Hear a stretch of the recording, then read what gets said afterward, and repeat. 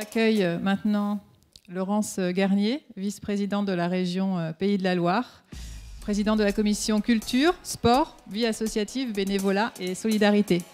Bienvenue.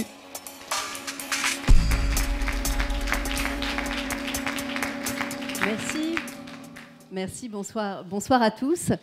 Écoutez, moi je suis ravie d'être parmi vous pour cette édition du prix Femmes du Digital Ouest. C'est une première pour moi en tant que représentante du Conseil régional. Donc je viens représenter notre président de région, Bruno Retailleau. Je suis ravie d'être là. Je suis par ailleurs nantaise. Je salue d'ailleurs mon collègue Francky Trichet. Je salue bien sûr monsieur le préfet, les deux Sandrine et puis les finalistes que j'ai eu l'occasion de saluer tout à l'heure. Moi, je suis très contente d'être là parce qu'on le disait avec un certain nombre d'organisateurs, nous avons la chance d'avoir une région qui est extrêmement dynamique en matière d'entrepreneuriat, une région qui est dynamique aussi en matière de promotion de la femme, hein, je le crois. Ça ne date pas d'hier, d'ailleurs. Hein. Nantes, c'était la ville d'Anne de Bretagne. Il y a beaucoup de figures. Excusez-moi, hein, c'est mon côté culture qui revient. Je ne peux pas m'empêcher. Mais c'est vrai qu'il y a beaucoup de figures féminines qui ont contribué à construire la région. Bien sûr, Anne de Bretagne est certainement une des plus illustres, mais on peut penser à Elisa Mercœur, qui est une des rares femmes poètes du 19e siècle. On peut penser à Sophie Trébuchet, la mère de Victor Hugo.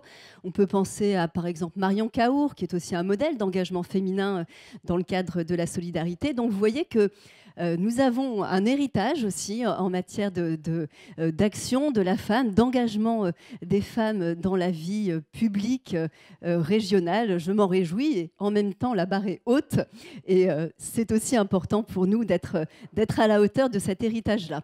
Alors en région Pays de la Loire, très rapidement, il y a des indicateurs qui sont bons, il y a des indicateurs qui sont au vert en matière d'égalité homme-femme, en matière d'insertion professionnelle aussi des femmes. Nous avons le plus fort taux de femmes dans l'emploi. C'est 82% des femmes des Pays de la Loire qui occupent une activité professionnelle aujourd'hui. C'est 5 points de plus que le taux d'activité féminin au niveau national. Donc, il y a de bons indicateurs. Il y en a aussi qui sont un peu moins bons. Sur le numérique, par exemple, je crois qu'on est un peu en deçà de la moyenne nationale sur la part d'emploi occupée par les femmes. Donc, d'où l'importance d'initiatives comme celle-là. La région des Pays de la Loire, bien sûr, est très mobilisée. Moi, j'y suis particulièrement attachée à la promotion de l'égalité homme-femme. Il y a beaucoup d'actions qui sont engagées, que ce soit en termes d'information, c'est important, que ce soit également en termes de formation, bien sûr, et puis également des actions qui sont soutenues, qui permettent une visibilité importante, et je crois qu'on en a besoin. Je pense par exemple au prix Entreprendre au féminin qui est décerné par la région à l'initiative du réseau Entreprendre. Je pense à des initiatives plus locales, sartoises de talent par exemple, des colloques aussi qui sont organisés sur les clés de la réussite de l'entrepreneuriat féminin. Donc voilà un certain nombre d'initiatives. Les têtes aussi des Pays de la Loire. J'avais eu l'occasion de rencontrer d'ailleurs Anne Beauval il y a quelques mois avec des initiatives féminines qui sont portées, qui sont mises en avant par le Conseil régional des Pays de la Loire.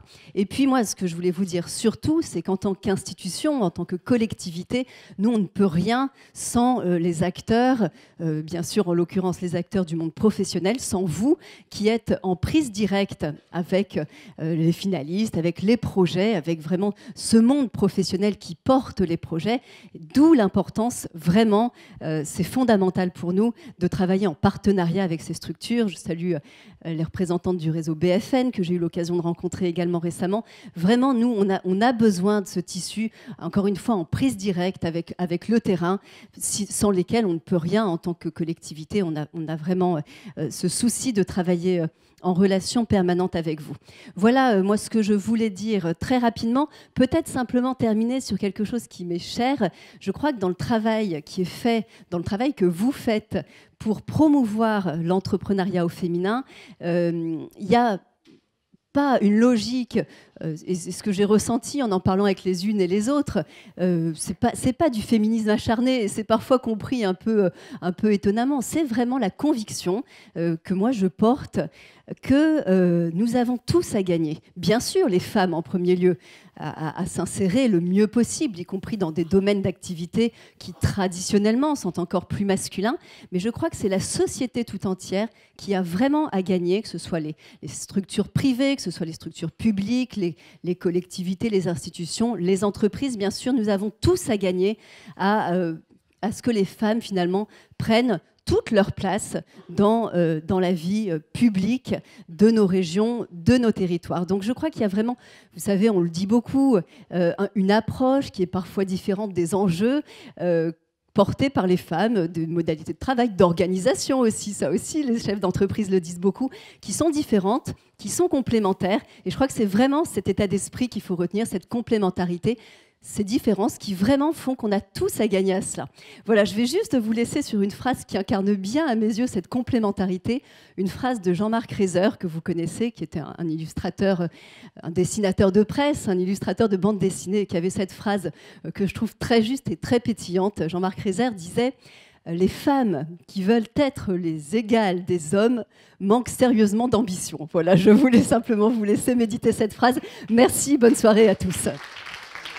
Merci beaucoup.